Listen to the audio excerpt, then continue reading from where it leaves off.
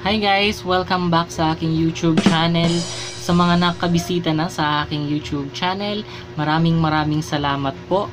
At sa mga ngayon pa lang nakabisita sa aking channel, please like this video, mag-leave kayo ng comment below, and then subscribe, and then hit the notification bell para ma-update kayo sa aking mga next videos na i-upload.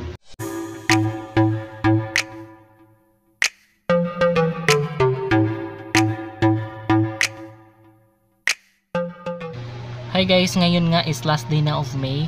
So maaga akong nagising ngayon kasi nagbabalak akong bumili ng bisikleta.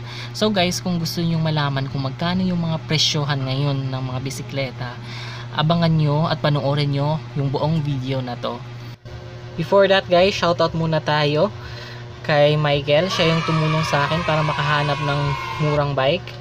Sa mga gustong bumili ng murang bike, i-visit nyo po siya sa kanyang Facebook page. Yan po yung ano niya, Anwar Bilao. Yan yung Facebook page niya. Tsaka pa shoutout din kay Hisalta Random Vlogs. Salamat sa pag-comment dun sa unang video ko, yung Road to 500 subscribers. Maraming salamat. At hello din sa iyo, RJ Masukasi. Maraming salamat sa pagbisita at pag-comment dun sa aking video din na Road to 500 subscribers. So yun nga guys, kagabi kasi nag-usap kami ng asawa ko na dapat bibili na lang ako ng bisikleta kasi nga parang mahirap yung transportation siguro bukas June 1 kasi nga yun yung first day na doon na kami sa office mag-report. Tapos parang konti pa lang yung mga public na transportation. So sinabi ko sa kanya bibili na lang akong bike. Tapos yun, kinausap namin yung kanyang kasama sa trabaho, si Michael nga, nagpasama, patulong kami. So yun, sasamahan daw niya ako ngayon. So naantay-antay ko lang siya. Yung usapan kasi namin 6:30, dapat nga noon 7 yun. Tapos sabi niya agahan daw namin mga 6:30 na lang kasi nga may pupuntahan pa siya. So yun, antayin ko na lang muna siya dito sa meet up place namin sa may 7-Eleven. Actually guys, kahapon pa talaga ako gustong bumili ng bisikleta. Kaya nga kahapon nagtanong ako dun sa kapitbahay namin. Nakabili kasi siyang bisikleta din sa Quiapo kung magkano yung mga ano doon, mga bisikleta doon. So pinuntahan ko kahapon ng tanghali doon sa Quiapo. Nako, ang mamahal na, wala na akong nakitang mura talaga.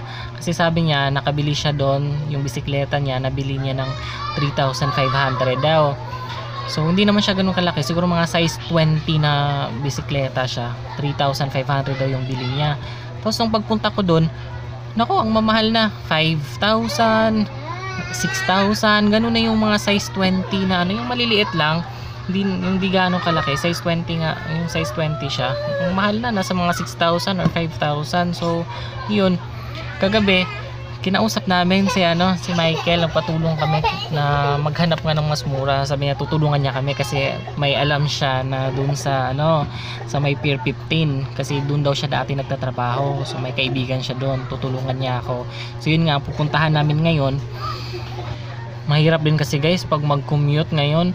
Kaya nga nag-isip talaga ako, bibili na lang akong bike kasi mas mas risky pag mag-commute ka. Tapos sasakay kang LRT, ang daming tao. So mas exposed ka sa virus.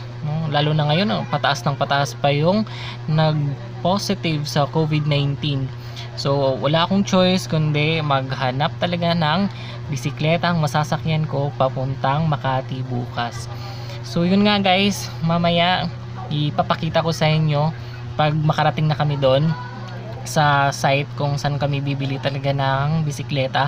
Papakita ko sa inyo yung mga bisikleta doon at kung magkano yung mga presyohan doon. See you later guys! A few moments later. So guys, nandito na nga kami sa store ng kaibigan ni Michael. Ito yung mga benta nila, mga bike ko.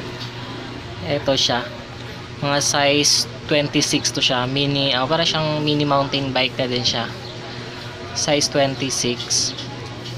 Yung eto naman siya, parang pare-parehas lang sila, mas malaki lang konti, mga size 27, pero parehas lang daw yung price nila, nasa mga 8,500 daw to.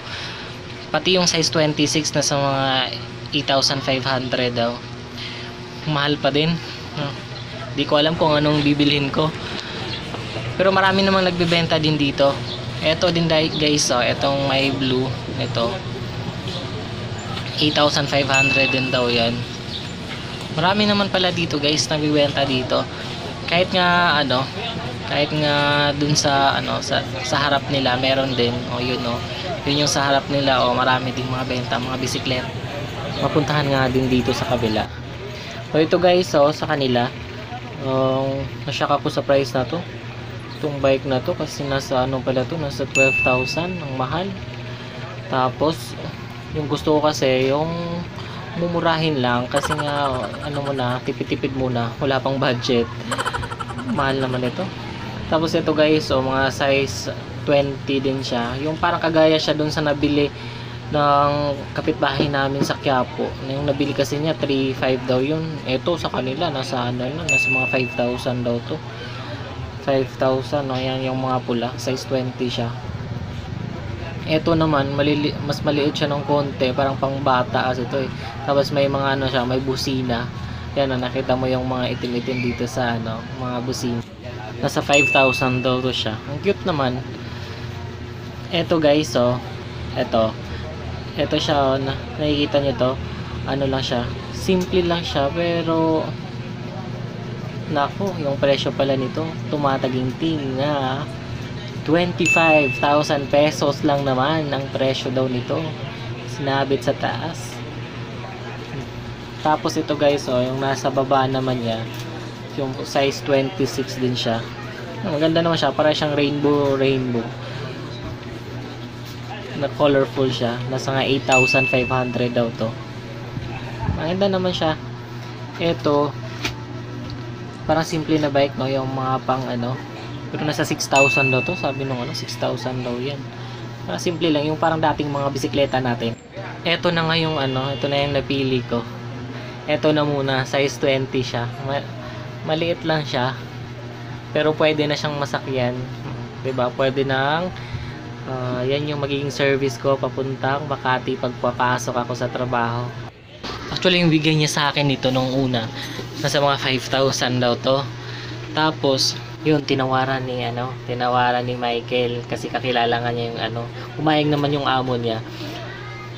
Nakuha ko lang 4,000 na lang siya. Nakuha ko 4,000. Okay na din, mas mura-mura konti kaysa doon sa Quiapo na eto nga sa harap itong maraming mga pindot-pindot. Natawa ako kanina kasi nga di ko alam kung paano gamitin yan. Yun pala pang panglipat-lipat sa sa kadena niya. Yun pala yung ginagamit niya, pinipindot-pindot lang pala yun. Yan na muna sa ngayon siguro kasi nga wala pang masyadong budget. So, yan, gaantay lang ako, ipapakondisyon ko muna to kasi gamitin ko na to bukas para naman yung hangin niya, tsaka yung dun sa brake niya para maayos na muna. Tayin ko lang yung mag-ayos nito kasi nga kumain pa siya. Hintayin ko lang konti. So, yun na nga guys. So, napakita ko na sa inyo pag namahalan kayo dun sa Quiapo, kasi meron din naman doon pag gusto mong mamili doon, marami din doon sa sa harap ng simbahan doon, ang daming mga bisikleta din doon. Pero kung gusto nyo din, pwede kayong pumunta din dito sa sa Pier 15. Marami din ditong nagbebenta. Yon, dito ko na pwede pang tawaran. So yun muna sa ngayon guys. Maraming salamat sa panunood. At sana nakakuha kayo ng mga idea kung magkano yung mga presyohan or bintahan ngayon ng mga bisikleta. Lalong-lalo na in demand ngayon yung mga bisikleta. Kaya nga ang daming mga customer nila eh. So guys, abangan nyo yung next vlog ko. So, ito muna sa ngayon. Maraming salamat po. Thank you for watching. At saka kung sino pala yung gusto magpa-shoutout sa next vlog ko, pa-comment na lang dun sa baba para ma-shoutout kita sa next vlog ko. Maraming salamat. Bye-bye. Thank you so much.